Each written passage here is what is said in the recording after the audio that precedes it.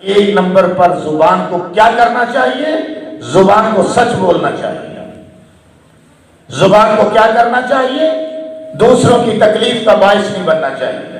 زبان کو کیا کرنا چاہیے کہ اچھائی کی تعلیم دینی چاہیے۔ زبان کو کیا کرنا چاہیے؟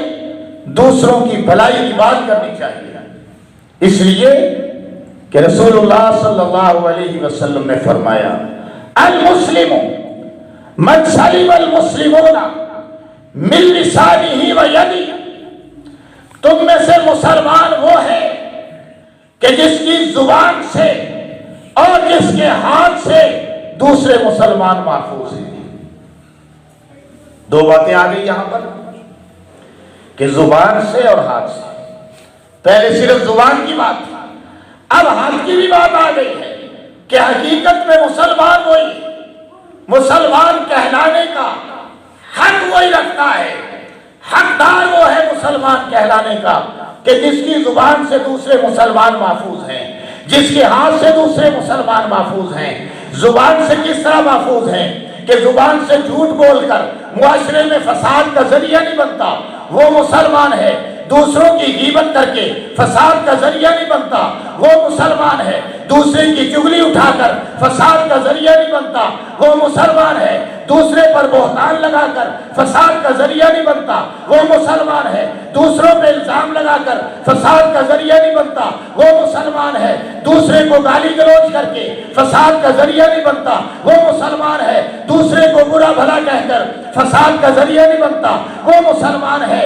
گھروں کے اندر اسی زبان کے ذریعے سے لڑائی ڈلوا کر فساد کا ذریعہ نہیں بنتا، وہ مسلمان ہے۔ دوسروں کی اچھائی کی بات کرتا ہے، وہ مسلمان ہے۔ دوسروں کی بھلائی کی بات کرتا ہے، وہ مسلمان ہے۔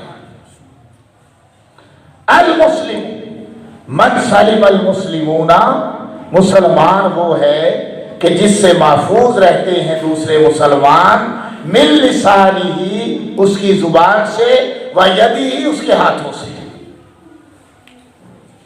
زبان فساد کا ذریعہ، ہاتھ دوسروں پر زیادتی کا ذریعہ ہے۔